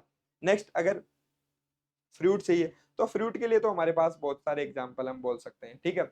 बट मेनली अगर हम बात करें, अगर हॉर्टिकल्चरल की नहीं बात करके हम अगर फॉरेस्ट ट्रीज की बात करें, तो उनमें एक हो गया हमारा जामुन हो गया, एक हो गया अर्जुन, अर्जुन जरूर याद रखना, टर्मिनेलिया अर्जुना, इंपॉर्टेंट है इसका नाम। टर्मिनेलिया स्पेसीज कई बार दे दिया जाता है, अर्जुना ना लिखकर अर्जुना तो लिखते हैं तो हमें सीधा पता चल जाएगा ये अर्जुन का नाम है, ठीक है। उसके अलावा जो हम बोल सकते हैं, जो मोरिंगा है जिसको हम ड्रम स्टिक के नाम से भी जानते हैं, मोरिंगा ओलेफेरा, वेरी वेरी इंपॉर्टेंट। इसको हम बोलते हैं कुछ उस नाम से भी जाना जाता है, मतलब मेजिकल मेजिकल ट्री के नाम से भी जाना जाता है, मतलब, ठीक है, तो वो भी आप याद रखना। इसकी लीव्स से लेके पोड से लेके जो सीड है ना, सभी न्यूट्रिएंट में रीच होते हैं और मेडिसिनल इंपॉर्टेंस है इनका। नेक्स्ट हमारा अगर ऑयल के लिए बात करें या एनर्जी के लिए, उसके लिए करंज हमारा ट्री होता है, ये भी इसका भी नाम इंपॉर्टेंट है, ठीक है। ये बायोडीजल के लिए यूज में लिया जाता है, साइंटिफिक नेम ध्यान रखना, पोनगेमिया पिन्नाटा, क्या नाम होगा, पोनगेमिया पिन्नाटा। ये ऑयल के लिए यूज में लेते हैं, कौन सा ऑयल, बायोडीजल के लिए हम यूज में लेते हैं। नेक्स्ट हमारा अगर हम बात करें सिल्क के लिए, अगर सिल्क की बात करें थे हम कि जो सिल्वी कल्चर है उसके लिए, और जो हमारा गोंद गोंद जिसको बोलते हैं टेनिन्स, उसके लिए जो है एक्सेल वुड जो है वो एक अच्छा एग्जाम्पल है, एक्सेल वुड, ठीक है, जिसका नाम होता है हमारा टर्मिनेलिया एंजियोसियाना स्पीसीज होती है हमारी। जो हमारा टस्सर जो सिल्क होता है वो भी हम इसी पे ग्रो करते हैं, याद रखना, टस्सर जो सिल्क है वो भी हम इसी पे ग्रो करते हैं, मतलब रेयर करते हैं, ठीक है। उसके बाद में इरोजन कंट्रोल करने के लिए तो बहुत सारे हमारे एग्जांपल है, बट ट्री ऑफ हेवन करके एक हमारा ट्री है जिसका नाम है एलेंथस एक्जी एक्सला एक्सेल्सा, ठीक है। तो ये हमारी सॉइल इरोजन को कंट्रोल करने में मदद करता है। और भी जो हमारी ट्रीज है कंट्रोल करने में मदद करता है, मतलब वो इसका स्पेसिफिकेशन है, वो फास्ट ग्रो करेगा, उसकी रूट्स के ऐसे करेक्टर होंगे, मतलब उसका ओवरऑल करेक्टर ऐसा होगा जो उसको इरोजन कंट्रोल करने में मदद करता है। तो ये इंपॉर्टेंट इंपॉर्टेंट स्पेसीज है, ये आप जरूर याद रखना। अब बात करते हैं बेटा इंपॉर्टेंट क्वेश्चंस की, कुछ जो हमने अब तक कवर नहीं किया वो क्वेश्चन के थ्रू हम कवर करेंगे। तो अगर एग्रो फॉरेस्ट्री की मैं बात करता हूँ, तो क्वेश्चन है कि agro all India AICRP agro forestry पे जो हमारा एआईसीआरपी है वो कब स्टार्ट हुआ था, कब स्टार्ट हुआ था। तो ये स्टार्ट हुआ था हमारा 1983 में, 1983 के अंदर। कब स्टार्ट हुआ था, 1983। क्या होता है ये एआईसीआरपी, देखो आप सबको पता है कि जब हमारा आईसीआर एस्टेब्लिशमेंट हुआ, फिर हमारा रिसर्च पे ज्यादा फोकस हुआ, तो सभी जो हमारे एग्रो क्लाइमेटिक रीजन्स के अकॉर्डिंग रिसर्च करने के लिए क्या एआईसीआरपी प्रोजेक्ट चलाया गया था, all India coordinated research project, ठीक है। और ये सबसे पहले कब स्टार्ट हुआ था, याद रखना, 1957 में। कब स्टार्ट हुआ था, 1957 में। कौन सी क्रॉप में, सबसे पहला जो एआईसीआरपी था वो हमारा मेज में स्टार्ट हुआ था। उसके बाद में जो सभी क्रॉप है उनके अंदर स्टार्ट हो गया, हमारा टाइलैंड एग्रीकल्चर के लिए स्टार्ट हुआ, हमारा एग्रो मीटियोलॉजी के लिए भी हमारा स्टार्ट हुआ था। तो आप याद रखना एग्रो फॉरेस्ट्री के लिए क्या है, 1983 में। 1983 के अंदर ही एक और हमारा स्टार्ट हुआ था, वो कौन सा स्टार्ट हुआ था वो भी आप कमेंट सेक्शन में जरूर मेंशन करना। इसके अलावा एक और हमारा इंपॉर्टेंट है, वो भी इंपॉर्टेंट है कि 1983 के अंदर जो है कौन सा एक और हमारा जो एक AICRP है वो स्टार्ट हुआ था। नेक्स्ट क्वेश्चन है हमारे स्क्रीन पे कि काफरी जो है उसकी फुल फॉर्म क्या होती है और काफरी कहाँ पे इसका हेडक्वार्टर है और काफरी कब एस्टेब्लिश्ड हुआ था। देखो एग्रो फॉरेस्ट्री के लिए अगर मैं बात करूँ इंस्टीट्यूट की, तो अगर हम नेशनल लेवल पे अगर हम बात करते हैं तो वो जो हमारा इंस्टीट्यूट है वो है हमारा सेंट्रल, कौन सा है, central agro forestry research institute. इसकी फुल फॉर्म क्या होगी काफरी की, central agro forestry research institute. कहाँ पे इसका हेडक्वार्टर, इसका हेडक्वार्टर है बेटा झांसी में है। कहाँ पे है, झांसी में। रानी लक्ष्मीबाई जो थी हमारी, उसी झांसी में। जो हमारी सेंट्रल एग्रीकल्चरल यूनिवर्सिटी है ना, RLB CAU, वो उसके पास में ही हमारा जो ये इंस्टीट्यूट है काफरी है। और ये एस्टेब्लिश्ड हुआ था हमारा 1988 के अंदर। ये भी आप नोट डाउन कर लेना, वेरी वेरी इंपॉर्टेंट है। कब एस्टेब्लिश्ड हुआ था, 1988 में हुआ था। कहाँ पे, झांसी के अंदर, ठीक है। और मेनली जितना भी हमारा जो एग्रो फॉरेस्ट्री पे रिसर्च है वो कहाँ पे हो रहा है, हमारा काफरी के अंदर ही होता है। नेक्स्ट क्वेश्चन है हमारी स्क्रीन पे, which is not the principle of agro forestry. हमने बात की अब तक कि कुछ एग्रो फॉरेस्ट्री के प्रिंसिपल होते हैं, मतलब कि क्यों हम एग्रो फॉरेस्ट्री करते हैं, क्या उनका यूज है। तो पहला जो है डाइवर्सिफिकेशन। तो हम बात कर रहे थे कि डाइवर्सिफिकेशन तो करना ही है, हम सबको इंटीग्रेट कर रहे हैं, इसका मतलब क्या हो रहा है, डाइवर्सिफिकेशन तो हो रहा है। बट ये पूछा ही नहीं है, कौन सा नहीं है, तो भाई डाइवर्सिफिकेशन तो क्या होगा, ये तो होता है, इसलिए तो करेक्ट आंसर नहीं होगा। नेक्स्ट है हमारा इंटीग्रेशन। भाई और क्या कर रहे हैं हम, इंटीग्रेट ही तो कर रहे हैं, किस किस को, क्रॉप को इंटीग्रेट कर रहे हैं, लाइव स्टॉक को इंटीग्रेट कर रहे हैं इसके अंदर, प्लस इसके साथ साथ हॉर्टिकल्चर जो हमारा ट्री है उसको इंटीग्रेट कर रहे हैं, फॉरेस्ट्री को इंटीग्रेट कर रहे हैं, तो ये भी हमारा गलत हो जाएगा। नेक्स्ट है हमारा सिनर्जी। सिनर्जी का मतलब बोल सकते हैं सिनर्जेटिक। सिनर्जेटिक का मतलब होता है हमारा एक दूसरे को फायदा पहुंचाना। तो यही तो पर्पज है कि जो हम सिस्टम लगाए वो एक दूसरे को फायदा करे, तो ये भी इसका आंसर नहीं होगा। नेक्स्ट एलिलोपैथी, ये होगा, ये इसका प्रिंसिपल नहीं होता है। हम क्यों चाहेंगे कि एलिलोपैथिक इफेक्ट शो करे, अगर हम ट्री ऐसा सिलेक्ट कर लेंगे जो हमारी क्रॉप पे एलिलोपैथिक इफेक्ट शो करेगा, फिर एग्रो फॉरेस्ट्री का मतलब क्या है, वो तो हमारी यील्ड को रिड्यूस कर रहा है, वो तो हमें नुकसान हो जाएगा। तो allelopathy is not a principle of agro forestry, system का प्रिंसिपल नहीं होता है। बात करते हैं नेक्स्ट क्वेश्चन की, सबसे इंपॉर्टेंट अगर डेटा की बात करें कि करंट अगर हम बात करें अभी के अकॉर्डिंग, कितना हमारा टोटल एग्रो फॉरेस्ट्री एरिया है इंडिया के अंदर, कितना एग्रो फॉरेस्ट्री जो है वो एरिया है हमारी कंट्री में, तो ये नोट डाउन आप कर लेना। 28.43, कितना एरिया है, 28.43 मिलियन हेक्टेयर। ये अभी का एरिया है करंट का, अगर हम बात करें 28.43 मिलियन हेक्टेयर जो लैंड है उस पे हम एग्रो फॉरेस्ट्री सिस्टम कर रहे हैं, completely agro forestry, completely agro forestry कर रहे हैं। वो एरिया है हमारा 28.43। क्लियर। बात करते हैं नेक्स्ट क्वेश्चन की, the combination of tree, fruit tree and crop. इस प्रकार का क्वेश्चन आएगा, मैं बता रहा था ना कि क्वेश्चन आएगा वहां से, तो वो ऐसा आएगा। अब ट्री आ गया मतलब सिल्वी, ट्री का नाम आते ही सिल्वी लिख दो तुरंत। फ्रूट ट्री का नाम आते ही होर्टी लिख दो, होर्टी। और जो है नेक्स्ट हमारी क्रॉप, क्रॉप का मतलब हो गया एग्री, एग्री। तो मतलब क्या हो गया मेरा सिस्टम, एग्री सिल्वी होर्टी, तो एग्री सिल्वी हॉर्टिकल्चर, मतलब B is the correct answer. Clear. बात करते हैं नेक्स्ट क्वेश्चन की, तो इस प्रकार के क्वेश्चन आते हैं तो आपको पता होना चाहिए कि सिल्वी जो है हम फॉरेस्ट्री के लिए यूज में लेते हैं और होर्टी जो है हमारे ट्री के लिए यूज में लिया जाता है। नेक्स्ट क्वेश्चन बोल रहा है कि drumstick is related to, तो अभी तो हमने देखा था कि ड्रम स्टिक किसका नाम होता है, जो मोरिंगा जो ओलिफेरा होता है वो क्या होता है, इसका साइंटिफिक नेम होता है ड्रम स्टिक का। और इसको जो है इसके यूज बहुत है, ड्रम स्टिक की अगर हम बात करें तो मल्टीपल इसके यूज है। मेडिसिनल वैल्यू में हमने देखा था कि मोरिंगा का जो है वैल्यू क्या है, इसका ड्रम स्टिक को मेडिसिनल वैल्यू में इसको यूज में लिया जाता है। और आपने देखा होगा कि सांबर वगैरह बनाते हैं ना, सब्जी वगैरह, मतलब सांबर, मेनली सांबर, तो सांबर में जो है हम ड्रम स्टिक का यूज में लेते हैं। तो ये भी क्वेश्चन आ सकता है कि सांबर बनाने के लिए, और हाँ सांबर बनाने के लिए किसका यूज में लिया था, ड्रम स्टिक का। उसके अलावा एक क्वेश्चन और आ सकता है, जो सांबर हम बनाते हैं ना वो कौन सी जो है उसके लिए क्या यूज में लेते हैं, हम कौन सी दाल यूज में लेते हैं। तो बेटा याद रखना मोठ यूज में लिया जाता है, उसके लिए क्या यूज में लिया जाता है, सांबर बनाने के लिए मोठ। नेक्स्ट क्वेश्चन है which is not a regulating service, कौन सी हमारी रेगुलेटिंग सर्विस नहीं है, किसकी, एग्रो फॉरेस्ट्री की। तो हम सर्विस कई प्रकार की हमारी सर्विस होती है, तो उसके अंदर अगर हम देखेंगे कि हम बोल सकते हैं कि ये जो हमारी सर्विस है ये प्रोविजनल सर्विस होती है। एक जो सर्विस है सॉइल इरोजन कंट्रोल जो है वो हमारी रेगुलेटिंग सर्विस है, बिल्कुल वो रेगुलेट करेगा सॉइल इरोजन को कंट्रोल करने में। कार्बन सिक्वेस्ट्रेशन, बिल्कुल कार्बन सिक्वेस्ट्रेशन भी एक हमारी क्या है, रेगुलेटिंग सर्विस है। Reduction in run of water, जो वाटर रन ऑफ हो रहा है हमारा उसको जो है ना रेगुलेट करना जो है हमारा, वो भी एक रेगुलेटिंग हमारी क्या होती है, सर्विस होती है। ठीक है। तो हम बात कर सकते हैं टिम्बर जो इल्ड होगी हमारी, कौन सी, टिम्बर जो इल्ड होगी वो क्या होगा इसका, आंसर होगा क्या होगा, टिम्बर यील्ड। टिम्बर यील्ड मतलब ये हमारी रेगुलेटिंग सर्विस नहीं होती है, ये हमारी होती है प्रोविजनल सर्विस होती है इसके अंदर, ठीक है। तो आप इसको भी आप याद रख सकते हो कि टिम्बर यील्ड या फिर और भी कोई रिलेटेड जो प्रोडक्शन से रिलेटेड है उसको हम बोलेंगे प्रोविजनल सर्विस। क्लियर। बात करते हैं नेक्स्ट क्वेश्चन की तरफ। Which tree does not having have biological nitrogen fixation potential। देखो बायोलॉजिकल जो नाइट्रोजन फिक्सेशन जो हमारी स्पीसीज है वो हमें पता होनी चाहिए, ठीक है। तो कौन सी नहीं होती है यहाँ पे पूछा है, तो आप खुद पहचान जाओगे इसको। अकेसिया, मेंजियम हो गया हमारा, ग्लिरिसीडिया ये करती है, ये अभी हमने बात की थी। ग्लिरिसीडिया भी हमारी क्या करती है, ये तो बहुत इंपॉर्टेंट है, ठीक है। नेक्स्ट हो गया हमारा अजाडीरेक्टा इंडिका, जिसको कि हम क्या बोलते हैं, प्रोसोपिस सिनेरिया भी करती है। ये जिसको कि हम क्या नाम से जानते हैं, जो हमारा नीम है, तो नीम तो नाइट्रोजन फिक्सेशन नहीं करता है, तो इसका करेक्ट आंसर क्या होगा हमारा, ये जो अजाडीरेक्टा इंडिका होगा कि ये नाइट्रोजन फिक्सेशन नहीं करता है। इसके दूसरे यूज है, हम बोल सकते हैं इसका जो हमारा सीड होता है वो बहुत ही यूजफुल होता है, इसके जो लीव्स होते हैं वो हमारे लिए बहुत ही यूजफुल होते हैं। नेक्स्ट जो हमारा स्टेटमेंट है, which statement is not true about agroforestry. Agroforestry के लिए कौन सा जो हमारा स्टेटमेंट है वो सही नहीं है। पहला ऑप्शन है हमारा, agroforestry offer diversified livelihood opportunities. बिल्कुल सही बात है, डाइवर्सिफाइड लाइवलीहुड अपॉर्चुनिटीज हमें प्रोवाइड करता है। Agroforestry system contribute in achieving food and nutritional security. बिल्कुल फूड और न्यूट्रिशनल सिक्योरिटी हमें मिलेगी अगर हम एग्रोफोरेस्ट्री सिस्टम को अच्छे से करते हैं तो। नेक्स्ट है हमारा, agroforestry does not play an important role in climate change mitigation and adaptation.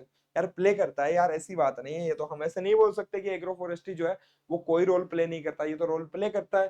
तो ये तो स्टेटमेंट गलत है, और ये पूछ रहा है कि कौन सा नॉट ट्रू, ट्रू नहीं है, तो ये हमारा ट्रू नहीं है, तो C is the correct answer. D भी देख लेते हैं, agroforestry increases the aesthetic value of the land. बिल्कुल एस्थेटिक वैल्यू को तो इंक्रीज करेगा ही, अगर हम अच्छे अच्छे पेड़ लगाएंगे उसमें अच्छे अच्छे फूल आएंगे तो हमारी एस्थेटिक वैल्यू तो हमारे लैंड की इंक्रीज होगी। नेक्स्ट क्वेश्चन है, national agro forestry policy was launched in India. India में जो नेशनल एग्रो फॉरेस्ट्री जो हमारी पॉलिसी है वो कब लॉन्च हुई थी, कब लॉन्च हुई थी, तो एग्रो फॉरेस्ट्री जो पॉलिसी है वो हमारी 2014 के अंदर इंडिया में लॉन्च हुई थी। कब हुई थी, 2014 में। याद रखना ये क्वेश्चन आ सकता है, इंपॉर्टेंट है कि नेशनल एग्रो फॉरेस्ट्री जो पॉलिसी है वो कब लॉन्च की गई थी इंडिया में, तो वो 2014 में की गई थी बेटा, ठीक है। बात करते हैं नेक्स्ट क्वेश्चन की। नेक्स्ट क्वेश्चन है हमारा, which tree species is commonly found in the traditional agro forestry system in Rajasthan. तो मैं पहले ही बता चुका हूँ कि राजस्थान की जो मरुदरा है, हमारी धरती है, वहां के लिए जो सबसे बेस्ट है वो है हमारी प्रोसोफिस सिनेरिया, जिसको कि हम क्या बोलते हैं, जिसको कि खेजड़ी के नाम से जो है हम जानते हैं। क्या नाम से जानते हैं इसको, खेजड़ी के नाम से हम इसको जानते हैं। तो याद रखना ये हमारी जो स्पीसीज है वो मोस्टली जो हमारा राजस्थान का ट्रेडिशनल एग्रो फॉरेस्ट्री सिस्टम है उसमें ग्रो की जाती है। क्लियर। तो ये हो गए हमारे क्वेश्चन, कुछ इंपॉर्टेंट क्वेश्चन। अब बात करते हैं प्रीवियस ईयर के क्वेश्चंस की, ठीक है। तो सबसे पहले हमारे स्क्रीन पे क्वेश्चन है वो जेआरएफ 2024 से रिसेंटली अभी एक क्वेश्चन आया था, और उसमें एक ट्री के बारे में कुछ फीचर दिए गए और बोला है कि कौन सा जो है हमारे लिए important feature for tree to be suitable, कौन से जो फीचर है वो होने चाहिए। पहला क्या, it should be suitable for prevailing agro climatic condition. बिल्कुल जो आज हमारी एग्रो क्लाइमेटिक कंडीशन चेंज हो रही है तो उसके लिए क्या होना चाहिए, वो सुटेबल होना चाहिए। बिल्कुल करेक्ट है, होना चाहिए ये तो। It should be fast growing, बिल्कुल तेज फास्ट ग्रो होना चाहिए। And preferably nitrogen fixing species, बिल्कुल नाइट्रोजन फिक्सेशन कर रहा है तो वो क्या हो गया हमारे सोने पे सुहागा हो गया। It should meet need of farmer for timber, timber के लिए भी कर रहा है, अच्छी बात है, लकड़ी भी मिल रही है, फोडर भी मिल रहा है, फ्यूल भी मिल रहा है, फ्रूट भी मिल रहा है, फाइबर भी मिल रहा है। हमारे 5F का जो कंसेप्ट है ना, क्या क्या, रोटी कपड़ा मकान सब कुछ मिल रहा है यहाँ पे, तो ये तो अच्छी बात है। It should have ability to generate employment, अगर एम्प्लॉयमेंट जनरेट कर दे तो और क्या ही चाहिए। तो ये जो चारों स्टेटमेंट है हमारे वो क्या होंगे, बिल्कुल करेक्ट होंगे, ठीक है। क्लियर। बात करते हैं हम नेक्स्ट क्वेश्चन की। नेक्स्ट क्वेश्चन है हमारा शिफ्टिंग कल्टीवेशन से, क्या बोल रहा है, in shifting cultivation the shifting cycle has been shrunk to about 5 years। जो मैं बात कर रहा था ना कि अभी हमारी जो शिफ्टिंग साइकिल है वो कितनी हो गई, अभी अभी 5 years के लिए हो गई, ठीक है, 5 साल के लिए। मतलब जो हमारी शिफ्टिंग साइकिल है उसका ड्यूरेशन क्या हो गया, शिफ्टिंग साइकिल का ड्यूरेशन डिक्रीज हुआ है। ये इंपॉर्टेंट है, ये खुद अपने आप में फैक्ट ही इंपॉर्टेंट है। और even below, mainly due to, उसका रीजन क्या है, तो इसका रीजन मैंने आपको बताया था ये इसका आंसर जो है आप कमेंट सेक्शन में कर देना। क्या फर्टिलिटी इंक्रीज होने की वजह से हुआ है, या फिर हमारे पॉपुलेशन डिक्रीज हुई है ट्राइबल फार्मर्स की उसकी वजह से हुआ है, पॉपुलेशन इंक्रीज हुई है उसकी वजह से हुआ है, या फिर quality of produce from shifting cultivation is high, जो हमारी हाई जो उसकी क्वालिटी हो गई उसकी वजह से ये हो गया। तो ये आप कमेंट सेक्शन में जरूर बताना इसका आंसर कि क्या आंसर होगा। ठीक है। सो उम्मीद है दोस्तों आपको जो ये लेक्चर है वो पसंद आया होगा, आपको कुछ इनपुट यहाँ से मिला होगा। और एग्रो फॉरेस्ट्री सिस्टम जो है हमारा जीआरएफ के अंदर यूनिट 9 के अंदर सिलेबस में मेंशन है, तो यहाँ से क्वेश्चन भी पूछे जाते हैं और आगे भी पूछे जा सकते हैं। तो इसके अलावा भी अगर आपके कोई डाउट हो, मतलब छूट गया हो इसमें से कुछ कंसेप्ट आपको अच्छे से नहीं समझ में आया, तो आप कमेंट सेक्शन में मेंशन कर सकते हैं। इसके अलावा इसी प्रकार से जो आईआरआई वाला है वो लगातार आपके लिए जो है वो टॉपिक्स हम कवर करा रहे हैं जो कि स्टूडेंट को बहुत ज्यादा दिक्कत होती है, जिसका कंटेंट एक जगह नहीं मिलता है, जिसको पढ़ने में बहुत दिक्कत होती है। अगर अभी भी आपको कुछ लगता है कि कुछ कौन कौन से जो टॉपिक है वो हम कवर करा सकते हैं, तो आप यहाँ पे कमेंट सेक्शन में आप मेंशन कर सकते हो कि सर अगर ये टॉपिक अगर हो सके तो इसका जो वन शॉट है वो आप करा दीजिए, तो हम कोशिश करेंगे कि उस पर आपको लेक्चर प्रोवाइड कर सके। उसके अलावा जो हमारी सीरीज चल रही है जीआरएफ जो एग्रोनॉमी के जो पेपर क्वेश्चन की, वो भी हम कंटिन्यू रखेंगे, वो भी रेगुलरली आती रहेगी। ठीक है। चैनल को आप इसके लिए सब्सक्राइब कर लीजिए, जिन्होंने नहीं किया है, जो पहली बार आए हैं बेल आइकन को दबा लीजिए ताकि तुरंत आपके पास जो है वीडियो पहुंच जाए, आप लेट ना हो। ठीक है। जिन्होंने इंस्टाग्राम पे आप मत कीजिए फॉलो, इंस्टाग्राम मत चलाइए आप, मैं तो यही बोलूंगा। अगर आप तैयारी कर रहे हैं सीरियसली तो उसको अनइंस्टॉल ही रखिए, आप इसकी तरफ मत ध्यान दीजिए। ठीक है। ये उन लोगों के लिए जो वेले हैं। ठीक है। सीधी सी हम तो बात बता रहे हैं सच्चाई। जो हमारा यूजफुल कंटेंट है वो केवल यूट्यूब पे आता है, तो आप यूट्यूब पे जो है सब्सक्राइब कर लीजिए। इंस्टाग्राम पे अनफॉलो भी आप कर सकते हैं और अनइंस्टॉल कर दीजिए इंस्टाग्राम। तो आप हमारा टेलीग्राम चैनल भी आप ज्वाइन कर सकते हैं। टेलीग्राम पे हम डेली क्विज कंडक्ट करवाते हैं, तो आईआरआई वाला आप वहाँ पे सर्च करेंगे ना, आईआरआई वाला WALA। ठीक है। तो आप वहाँ पे टेलीग्राम, और उसके अलावा मैं लिंक भी कमेंट सेक्शन में मेंशन कर दूंगा। ठीक है। और ये हमारे कॉन्टैक्ट नंबर है, ये मेरे आगे वाले 38 लगाओगे आप तो वो सुधीर सर के हैं। आपको किसी भी प्रकार का कोई भी डाउट होता है तो आप कांटेक्ट कर सकते हैं, आप मैसेज कर सकते हैं। Okay, feel free.